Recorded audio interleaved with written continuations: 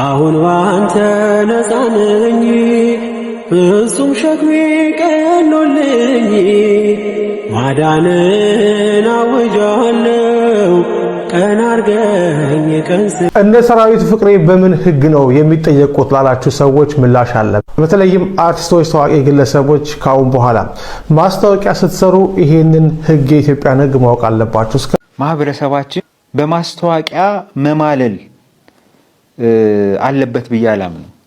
በተለይ ጊዜው አሁን የማህበራዊ ድረገጽ ነው። እዚህም እዛም ማስታወቂያ ነው። እዚህም እዛም ፊንቴክ ጋር በተገናኘ ምን አዲስ ነገር አለ የሚል አስተያየቶች፣ ጥያቄዎች ይመጣሉ። በሱ ጉዳይ ላይ የተለያዩ ዘገባዎች እየወጡ ነው አይደለ?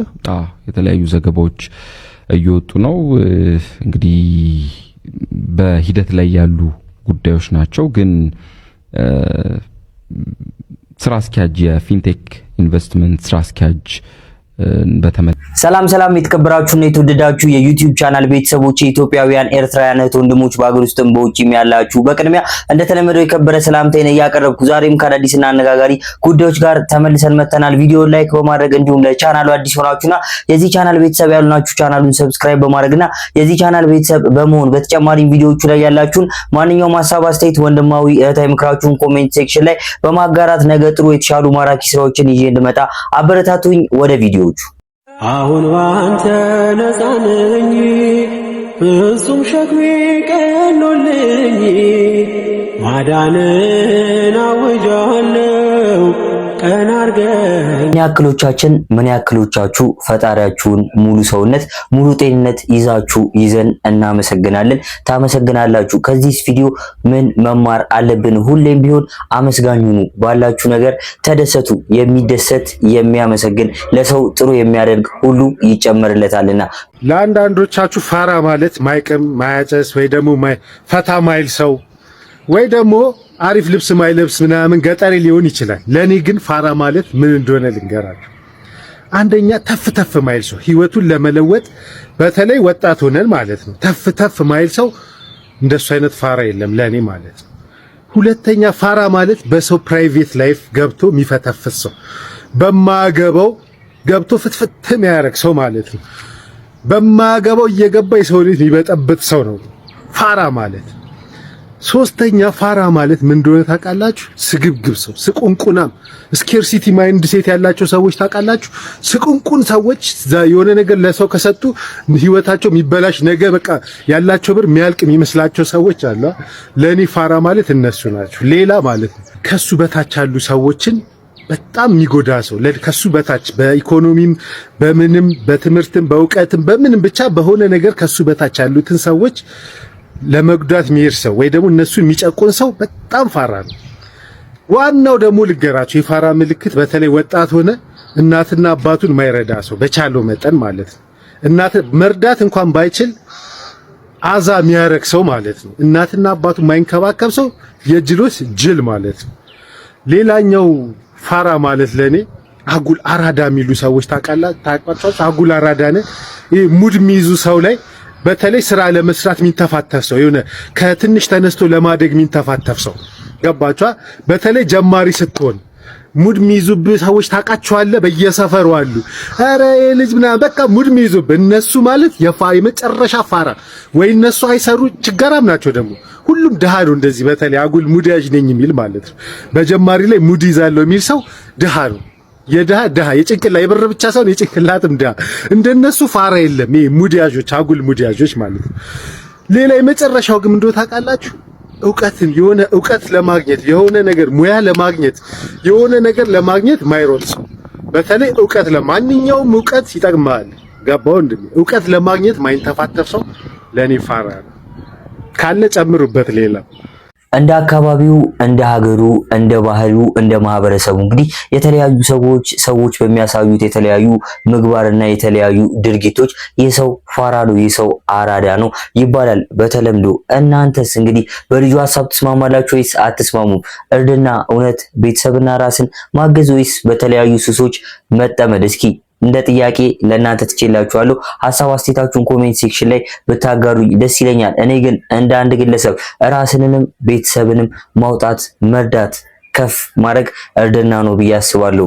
የራሳችሁን ሐሳብ ኮሜንት ሴክሽን ላይ አጋሩኝ። ወደ ቀጣይ ቪዲዮ ፊንቴክ ጋር በተገናኘ ምን አዲስ ነገር አለ የሚል አስተያየቶች፣ ጥያቄዎች ይመጣሉ።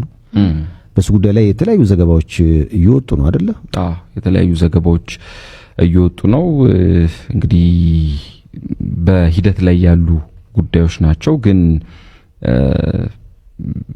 ስራ አስኪያጅ የፊንቴክ ኢንቨስትመንት ስራ አስኪያጅ በተመለከተ ግን በ19 ተደራራቢ ክስ እንደተመሰረተበት ነው የተነገረው። እንግዲህ ዛሬ የወጣ ነው። ታዋቂ ግለሰቦችን የሚዲያ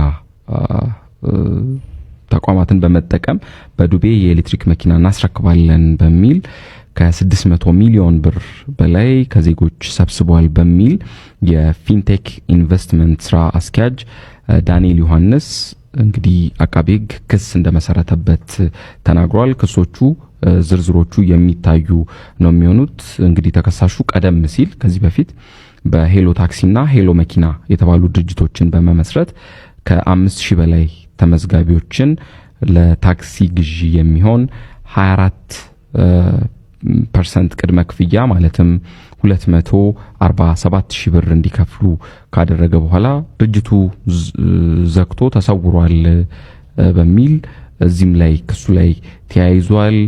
በቅርቡ ደግሞ የፊንቴክ ኢንቨስትመንት የተባለ ድርጅት እንደዚሁ እንደከፈተና በዚህ ላይ ተያያዥ ክሶችም አለበት።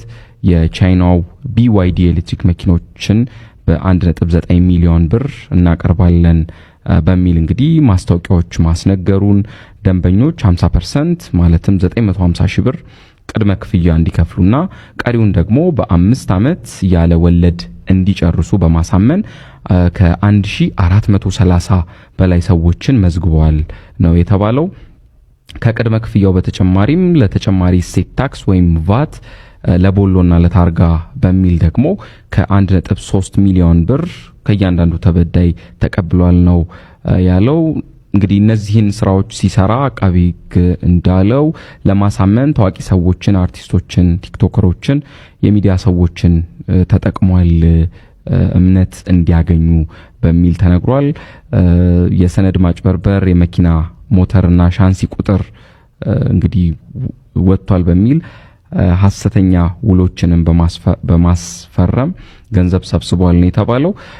በነገራችን ላይ አቃቤ ሕግ በዳንኤል ዮሐንስ ላይ በወንጀል ሕግና በኮምፒውተር ወንጀል አዋጅ ድንጋጌ መሰረት 19 ተደራራቢ ክሶችን መስርቼበታለሁ ነው ያለው።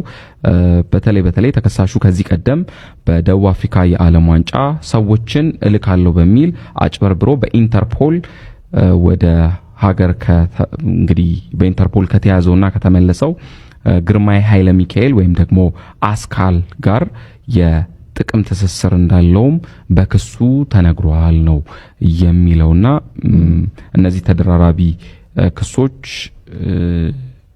19 ክሶች መድረሳቸውን እንግዲህ አቃቤ ሕግ ዛሬ የወጣው መረጃ ያመለክታል። ብዙዎቻችንን ያስገረመ ዜና ነበር። እንግዲህ በአንዳንድ ሰዎች ጥረት በማህበራዊ ድረገጽ መተግበሪያዎች ላይ የተለያዩ ሚስጥሮች ወጥተው በፊንቴክ ኢንቨስትመንት ግሩፕ የተለያዩ የኤሌክትሪክ መኪኖችን በማስመጣት ለህብረተሰቡ በተመጣጣኝ ዋጋ እናከፋፍላለን የሚለው በተለያዩ ታዋቂ አርቲስቶች የተሰሩ ማስታወቂያዎችን ተመልክተን ነበር። ታዲያ ከቀናት በፊት እነዚህ ታዋቂ አርቲስቶች በቁጥጥር ስር ውለዋል። አሁን ላይ እንግዲህ በህግ ጥላ ስር ይገኛሉ። ታዲያ ከዚህ ጋር በተያያዘ ሰይፉም እንግዲህ በታዲያስ አዲስ ፕሮግራሙ ላይ እንዲህ ሲል ያለውን ጉዳይ አብራርቶ ለህዝብ አድርሶ ነበር። ታዲያ እነዚህ ታላላቅ አርቲስቶች ወይም ደግሞ ታዋቂ ሰዎችና የፊንቴክ ኢንቨስትመንት ግሩፕ መስራቾች በምን አግባብ ነው የሚጠየቁት?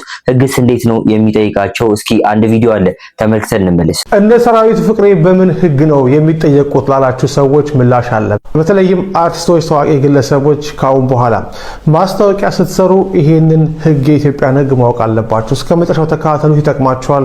ማስታወቂያ ለምትሰሩ፣ ለምታስተዋውቁ፣ ብራንድ አምባሳደር ለምትሆኑ በጠቅላላ ይጠቅማችኋል። ከባድ መረጃ ነው። በኢትዮጵያ ህግ ማስታወቂያን የሸማቾች መብትንና የአስተዋቂዎች ማለትም አርቲስቶችና ታዋቂ ግለሰቦችን ኃላፊነት የሚገዙ ሁለት ዋና ዋና አዋጆች አሉ። እነሱም የማስታወቂያ አዋጅ ቁጥር 759 ህዝባር 2004 እና የንግድ ውድድርና ሸማቾች ጥበቃ አዋጅ ቁጥር 813 ህዝባር 2006 ናቸው። እንደ ህግ አማካሪው ገለጻ እነዚህ ህጎች ከሰሞኑ የፊንቴክ የኤሌክትሪክ መኪና ማጭበርበርና ከታሰሩት አርቲስቶች ማለትም ከነ ሰራዊት ፍቅሬ አንጻር ሲታዩ ስለ አስተዋዋቂዎቹ ኃላፊነት የሚከተሉትን ጥብቅ ድንጋጌዎች ያስቀምጣሉ። አንደኛ፣ የምታስተዋውቁ ድርጅት ትክክለኛ መሆኑን ማረጋገጥ። ብዙ ታዋቂ ሰዎች እኔ የተሰጠኝን ጽሑፍ አንብቤ ማስታወቂያ ሰራው እንጂ ድርጅቱ አጭበርባሪ መሆኑን አላውቅም ነበር የሚል መከላከያ ሲያቀርቡ ይሰማል። ነገር ግን የማስታወቂያ አዋጁ ማንኛውም የማስታወቂያ ወኪል ማለትም ማስታወቂያውን የሚሰራው ግለሰብ ወይም ድርጅት አሰሪው የሚያቀርብለትን መረጃ ትክክለኛነት የማጣራትና የማረጋገጥ ግዴታ እንዳለበት አዋጁ ይደነግጋል። ለምሳሌ በ950 ሺህ ብር መኪና እናስረክባለን ወይም የ10 በመቶ የፀሐይ ኢንሹራንስ ዋስትና አለው የሚል ማስታወቂያ እነ ሰራዊት ፍቅሬ፣ መንሱር ጀማል እና የተለያዩ አርቲስቶች ሲሰሩ አስተዋቂዎቹ የውሉን ህጋዊነትና የድርጅቱን ፍቃድ አስቀድመው መጠየቅና ማረጋገጥ ነበረባቸው። ሁለተኛው የጋራ ጠቃሚነት ወይም ደግሞ ጆይንት ሊያቢሊቲ የሚባለው ነው። የማስታወቂያ አዋጅ ቁጥር 759 ህዝባር 2004 አንቀጽ 30 ስለ ኃላፊነት እጅግ ግልጽ የሆነ ድንጋጌ አለው። ህጉ እንደሚለው ተቃራኒ ማስረጃ ካልቀረበ በስተቀር የዚህን አዋጅ ድንጋጌ በመተላለፍ የተሰራጨ ማስታወቂያ በማስታወቂያ አስነጋሪ ማለትም ኩባንያው፣ በማስታወቂያ ወኪሉ ማለትም በአስተዋቂው ወይም አርቲስቱና በማስታወቂያ አሰራጩ ማለትም ሚዲያው ፍቃድ እንደተሰራጨ ተቆጥሮ በህግ ጠያቂ ይሆናሉ። ይህ ማለት ማጭበርበሩ ሲከሰት ኩባንያው ብቻ ሳይሆን ህዝብን እንዲያምን አድርገው ማስታወቂያ የሰሩት አርቲስቶችና ያስተላለፉት ሚዲያዎች ጭምር በህግ ፊት የጋራ ጠያቂነት አለባቸው ማለት ነው። ሶስተኛው ሐሰተኛና አሳች ማስታወቂያ ነው። በሌላ በኩል የንግድ ውድድርና ሸማቾች ጥበቃ አዋጅ ቁጥር 813 ህዝባር 2006 ሸማቹን የሚያሳስቱ የንግድ ድርጊቶችን በጥብቅ ይከለክላል። የአንድን ዕቃ ትክክለኛ ዋጋ መደበቅ፣ ለምሳሌ ታክስና ኢንሹራንስን ደብቆ 950 ሺህ ብር ብቻ ነው ማለት የሌለን የአቅርቦት ጊዜ አጋኖ መናገርና በተጠቃሚ ላይ የኢኮኖሚ ጉዳት የሚያደርሱ አሳሳች ማስታወቂያዎችን መስራት በህግ የሚያስቀጣ ወንጀል ነው። አስተዋቂዎቹ በማጭበርበር በቀጥታ ተሳትፎ ባይኖራቸው እንኳን ኃላፊነታቸውን በአግባቡ ባለመውጣታቸው ማለትም በቸልተኝነት በህዝብ ላይ ለደረሰው የገንዘብ ኪሳራ ተጠያቂ ሊሆኑ ይችላሉ። ሸማቾች የተታለሉት የእነሱን ዝናና ማረጋገጫ አምነው በመሆኑ ተጎጂዎች ካሳ የመጠየቅ መብት አላቸው። ተጨማሪ መረጃዎችን ይዘንላችሁ እንመጣለን። በተመለከትነው መልኩ እንግዲህ የፊንቴክ ኢንቨስትመንት ግሩፕ ሰዎችም ሆኑ ማስታወቂያ በመስራት እንግዲህ ብዙዎች ወደ ፊንቴክ ኢንቨስትመንት ግሩፕ እንዲመጡ ያደረጉ ታላላቅ የሀገራችን አርቲስቶችና የጥበብ ሰዎች አሁን በተመለከትነው መልኩ ተጠያቂ ይሆናሉ። ወደፊት እንግዲህ የተለያዩ አዳዲስ ነገሮች ሀፕን ሊያደርጉ ይችላሉ። እኔም አዳዲስ ነገሮች ሲፈጠሩ ይዤላችሁ የመጣ ነው የሚሆነው። ታዲያ አሁን ላይ በማህበራዊ ድረገጽ መተግበሪያዎች ላይ ስለ ፊንቴክ ኢንቨስትመንት ግሩፕ ብቻ አይደለም የተለያዩ ኮንሰልታንሲ፣ የተለያዩ አማካሪ ድርጅቶች የውጭ ስራ የሚሰሩ ሰዎች በተለያዩ ታዋቂ ሰዎች ምክንያት ተታለናል፣ እነሱ ማስታወቂያዎችን ሲሰሩ ተአማኒነት አለው ብለን ሄደን ተበድለናል የሚሉ ሀሳቦች በዝተዋል። ታዲያ ከዚህ አንጻር እንዴት ነው ማስታወቂያውና ህጉ እንዴት ይታያል? ማህበረሰባችን በማስታወቂያ መማለል አለበት ብዬ አላምንም። በተለይ ጊዜው አሁን የማህበራዊ ድረገጽ ነው። እዚህም እዛም ማስታወቂያ ነው። እዚህም እዛም ሁሉም ሰው አይንና ጆሮ የሚፈልግበት ዘመን ላይ ደርሰናል። ሰዎች የሌሎችን ሰዎች አይንና ጆሮ ባልተገባ መንገድ እያሻሻጡ ነው እየኖሩ ያሉትና በማህበራዊ ድረገጽ በምንሰማው በቴሌቪዥን ጭምር በሚታወቅ ቴሌቪዥን በተከበረ በምትሉ ቴሌቪዥንም የሚታወቅ ማስታወቂያ በምትሰሙበት ጊዜ ቆም ብሎ ማሰብን ማስታወቂያውን የሰራው ሰው የተከበረ ሰው ነው፣ ታዋቂ ነው፣ ትልቅ የሃይማኖት አባት ነው። በቃ የፈለጋችሁትን ስም ስጡት፣ የተነገራችሁን እንደወረደ አትቀበሉ ብዬ ነው የምጀምረው። ከዛ ግን ቀጥዬ የምለው ምንድነው የማስታወቂያ ህጋችን የሚለው ምንድነው ያለበት ኃላፊነት? በአግባቡ ይህንን ህግ መሬት ላይ ብናወርድ ምንድነው የምናገኘው ጥቅም የሚለው ነገር ላይ እንነጋገራለን። ማስታወቂያ በማናቸው መንገድ አሳሳች መሆን የለበትም። ትክክለኛ መረጃ የያዘ መሆን አለበት። ስለሚወራው እዛ ውስጥ የተናገርካት አንዲት ሐረግ ካለች፣ አንዲት ኢንፎርሜሽን ካለች፣ አንዲት መረጃ ካለች ያቺ መረጃ ትክክል መሆን መቻል አለባት። ትክክል ካልሆነች ስተት ናት። ስተት ከሆነ ኃላፊነት ያመጣል። ኃላፊነቱ ደግሞ በበርካታ ሚሊዮን የሚቆጠር ሊሆን ይችላል። ይሄ ጉዳይ የሚመለከታቸው ሰዎች ማስታወቂያውን የሚያስነግረው ሰው ባለቤቱ፣ ነጋዴው ወይም አንድ ምርቱ ወይም አገልግሎቱ እንዲተዋወቅለት የሚፈልግለትን ሰው ይመለከታል። ማስታወቂያውን የሰራው የማስታወቂያው ወኪሉን ይመለከታል። ማስታወቂያውን ተቀብሎ ማስታወቂያውን የሚያሰራጨው የቴሌቪዥን፣ የሬዲዮ ወይም የኢንተርኔት አካል ይመለከታቸዋል። ይሄ ነገር ይሄ ማስታወቂያ በመታሰራበት ጊዜ አንደኛ የማስታወቂያ ስራ ሲጀመር በፈቃድ የሚሰራ ስራ ነው። ማንንም ሰው እንደፈለገ ከመሬት ተነስቶ የሚሰራው ስራ አይደለም ያለን። ምክንያቱም ማስታወቂያ አንደኛ ጥበብ ነው፣ ሁለተኛ ሙያ ነው፣ ሶስተኛ ንግድ ነው፣ አራተኛ ኃላፊነት ነው። እዚህ እንዲህ አይነቱ ነገር በዘፈቀደ ማንም እየተነሳ የሚሰራው ሊሆን አይገባም። አንድ ነገር ወጥተህ በአደባባይ ካስተዋወቅና ከተናገርክ ኃላፊነት ሊኖርብህ ይገባል። በተናገርከውና ባረከው ነገር ጥቅም አግኝተህበታል። ጥቅም ስላገኘህበት ብቻ እየተነሳ ላገኘው ማስታወቂያ የምትሰራ አይደለም። ለከፈለህ ሁሉ እንደፈለክ አፍህን የምትከፍትበት እንደፈለክ ቪዲዮ የምትሰራበት ነገር አይደለም። ይሄ ጥንቃቄ የሚፈልግ ነገር ነው። ምክንያቱም የሌሎችን ሰዎች ሀብትና ገንዘብ ለመውሰድ ነው እየመጣ ያለው። እዚህ ጋር እንዲህ አይነት ምርት አለ፣ እንዲህ አይነት አገልግሎት አለ፣ ኑና ግዙኝ እያልክ ነው። ገንዘቡን ይዞ ነው ያ ሰው የሚመጣው። ስለዚህ አንተን አምኖ ሲመጣ የተናገርከው ነገር ትክክል መሆኑን ማረጋገጥ መቻል አለብህ።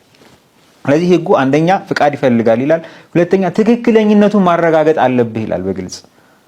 የምታወራው ወሬ ለምሳሌ አንደኛ የሆነ እንደዚህ አይነት በኢትዮጵያ የመጀመሪያ የሆነ ቃል ተጠቅመህ ከሆነ ማስታወቂያ ውስጥ የመጀመሪያ ስለመሆኑ ማስረጃ ሊኖር ይገባል። ማስረጃ ሳይኖርህ የመጀመሪያ አስገራሚ፣ አስደናቂ፣ እንደዚህ ያለ ተወዳዳሪ የሌለው የሚሉ ቃላቶችን መጠቀም አትችልም። ሌሎች ሐረጎችን ቢኖሩ አንድ ነጋዴ ሲጀምር ንግድ ፍቃድ አለው። መኪና ላስመጣ ነው ካለ መኪና ማስመጣት የሚችልበት አቅም አለው። አስመጥቻለሁ ካለ በእርግጥ አስመጥቷቸዋል፣ ኢትዮጵያ ውስጥ ገብቷል። እያንዳንዱ መረጃ በአግባቡ የማጣራት ማስታወቂያውን ለ6 ወር ሰንዶ የማስቀመጥ ግዴታ አለበት። ማስታወቂያ በሚያስነግርበት ጊዜ ደግሞ ተመሳሳይ ተዋናዮችን በመጠቀም ዛሬ ለአንዱ ማስታወቂያ ትሰራለች፣ ነገ ደግሞ 3 ወር ሳይሞላ ሌላው ማስታወቂያ መስራት፣ ይሄም የተፈቀደ አይደለም። ቢያንስ 3 ወር ድረስ ለዛ ማስታወቂያ ታምና መቀመጥ መቻል አለባት። ያ ማስታወቂያ ደግሞ በጥላቂነት እየሄደ እየቀጠለ ከሆነ ደግሞ ከቆመበት ጊዜ ጀምሮ ቢያንስ መጠበቃል። አልበዛ እዚህ ሌላ አንዱ ማህበረሰባችንን ከሚያሳስተው ነገሮች ውስጥ አንዱ እሱ ስለሆነ ነውና አሳሳች ማስታወቂያ፣ የሚያደናግር ማስታወቂያ፣ የሀገር ክብርን የሚነካ የማህበረሰቡን እሴትና ባህል የሚቃረን ብሔርን ሊሆን ይችላል፣ አንድን ማህበረሰብ ሊሆን ይችላል፣ አንድን ባህል ሊሆን ይችላል። ማስታወቂያ በሚሰራበት ጊዜ ያንን ባህል በሚያንቋሽሽ፣ በሚያዋርድ፣ ዝቅ በሚያደርግ የነገርኳችሁ ነው ቤተሰቦች። እንግዲህ በተለያዩ ታዋቂ ሰዎች አንዳንድ ድርጅቶች ማስታወቂያ ያሰራሉ። እነዛ ሰዎች ታዋቂና በሰው ዘንድ ተቀባይነት ስላላቸው ሰውም እንግዲህ የሚፈልገው ነገር ነውና ሄዶ ወደዛ ድርጅት ወይም ደግሞ ወደ እነዛ ድርጅቶች ሄዶ ያለውን ነገር ይነጋገራል፣ ገንዘቡንም ኢንቨስት ያደርጋል። ታዲያ ከጥቂት ወራት ወይም ደግሞ ከዓመታት በኋላ ደግሞ ያ ነገር ውሸት ሲሆንና ሰዎች ሲንገላቱ መጨረሻ ላይ ወደ ህዝቡ መልሰው ወደ ማህበራዊ ድረገጽ መተግበሪያዎች ላይ ያመጡታል እና ብዙ የማታለልና የማጭበርበር ስራዎችንም በዚህ በማህበራዊ ድረገጽ መተግበሪያዎች እዚሁ ሚዲያ ላይ ብዙዎቻችን በምንወዳቸው በምናከብራቸው ሰዎች ማስታወቂያ ተሰርቶ ብዙዎች ሲታለሉ ተመልክተናል። ስለዚህ ባካችሁ በእንደዚህ አይነት ነገሮች ሁሌም እንደምለው እንዳትታለሉ። እንደዚህ አይነት ነገሮች ውስጥ ስትገቡ ወይም ስትጀምሩ ገንዘባችሁን ኢንቨስት ስታደርጉ ህልማችሁን ለመኖር መንገዱን ስትጀምሩ ያ ድርጅት በእውነት በማስታወቂያ ብቻ ሊያታልለን አይገባም። እርግጠኛነቱን እኛም እውነተኝነቱን ልናረጋግጥ ይገባል። በኢቢኤስ ቴሌቪዥን ጣቢያ ተወዳጅነትን ያተረፈው ዘወትር ደሳለኝ አዲስ መልክ መቀባለቱን እየተመለከተ ነው የምንገኘው። እንግዲህ በኦንላይን ስትሪም የራሱን መልክ ይዞ እየመጣ ያለው አርትስ ፕላስ ቴሌቪዥን ነው። እንግዲህ ዘወትር ደሳለኝን በአዲስ ፐልስ በሚል ፕሮግራም ይዞት የመጣው እንግዲህ ዘወትር ደሳለኝን ተቀባይነቱን አሁንም ይቀጥላል።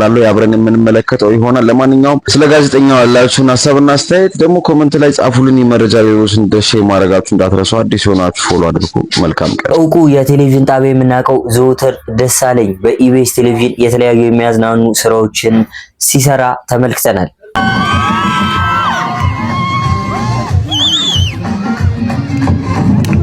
ዘወትር ደሳለኝ በቅርብ ጊዜያት ውስጥ እንግዲህ በሚያሳያቸው የተለያዩ አዝናኝ ቪዲዮዎች በፕሮግራሞቹ ላይ በሚያቀርባቸው አዝናኝ ድርጊቶች ከብዙዎቻችን ተቀባይነት አግኝቷል። አሁን ላይ እንደሰማኑ በተለያዩ ማህበራዊ ድረገጽ መተግበሪያዎችም እየተሰራጩ ባሉ መረጃዎች መሰረት ዘወትር ደሳለኝ ከኢቢኤስ ቴሌቪዥን ወደ አርትስ ቲቪ እንደገባና በአዲስ ፕሮግራም እንግዲህ እንደሚመጣ እየተመለከትን እንገኛለን። ቤተሰቦች ለዛሬ ይዤላችሁ የመጣኋቸው ቪዲዮዎች እነዚህን ይመስሉ ነበር። ቪዲዮቹን እንደወደዳችኋቸው አልጠራጠርም። ቪዲዮ ላይክ በማድረግ እንዲሁም ለቻናሉ አዲስ የሆናችሁ የዚህ ቻናል ቤተሰብ ያላችሁ ቻናሉን ሰብስክራይብ በማድረግ እና የዚህ ቻናል ቤተሰብ በመሆን በተጨማሪም ቪዲዮቹ ላይ ያላችሁ ማንኛውም ሀሳብ፣ አስተያየት፣ ወንድማዊ ምክራችሁን ኮሜንት ሴክሽን ላይ በማጋራት ነገ ጥሩ የተሻሉ ማራኪ ስራዎችን ይዤ እንድመጣ አበረታቱኝ። በቀጣይ ባሪፍ ስራዎች እስከምንገናኝ እስካሁን ለነበረን ቆይታ እጅግ አመሰግናለሁ። ቴንኪው። ይመቻችሁ።